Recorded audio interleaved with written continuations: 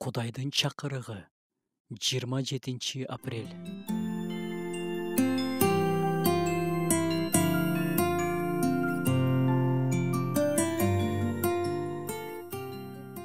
Бабылдан чыгуу 1 айдын 1 күнү башталды. Ал 5 айдын 1 күнү Иерусалимге келди. Анткени Кудайдын жакшылык кылуучу колу анын үстүндө эле.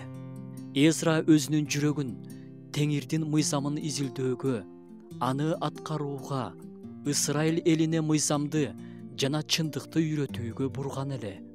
Эзра китеби. Бир нече жолу Эзранын үстүндө Кудайдын колдоочу колу болгон деп жазылган. Бул кандай сонун? Кудайдын колдоочу колу үстүңүздө болуусун каалайсызбы? Кудай эмнеге Эзраны өзгөчө баталап жатат? Ал Бабылдан чыкканы 4 ай жол жүргөн. Кудай аны коркунучтардан коргоп, душмандардан сактап, узакка созулган сапарында аны менен болгон. Бул жерде Эзрадан ала турган өтө баалуу сабак бар. Эзра жүрөгүн Теңирдин сөзүнө бурду. Ыйык жазууга туура мамиледе болуу керек. Кудайдын сөзү чындык. Кудайдын сөзүндө чындык бар эмес.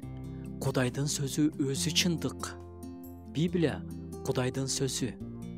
Сөздү толук авторитет катары кабыл алуу жана ишеним бизди жазууну изилдегенге алып келет. Жазууга ишенгенибиз, Кудайдын өзүнө ишенгенибиз. Бүгүн сиз жаныңызды, рухуңузду Кудайдын сөзүнө толтурдуңузбу? Үй бүлөңүз Кудайдын сөзү менен азыктаныштыбы? Тийилбей турган Библия бул ачка калган рух. Үй бүлөнүн башчысы жүрөгүн Кудайдын сөзүнө бурган болсо, бул чоң бата.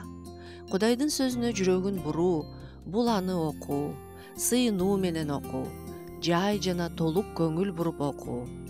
Бир жолу жаш үй бүлө Кудайдын сөзүн окуп отурушуп, китеп колунан түшүп кетет. Күйөөсү китепти алып, кайсы жерге келдик эле десе, аялы да, өзү да кайсы жерде окуп жатышканын эстей албай коюшат. Жазууга биздин сүйүүбүз күндөн күнгө артып жатса, анда биздин ишеним да бекем болот. Жазууну сүйгөн адамдар эч качан Кудайдан кайтып кетишпейт. Бир туугандар, биз да Эзрадай болуп, Кудайдын сөзүн окуп, изилдеп, аткарып жана башкаларды үйрөтөлү деп чечим чыгаралы.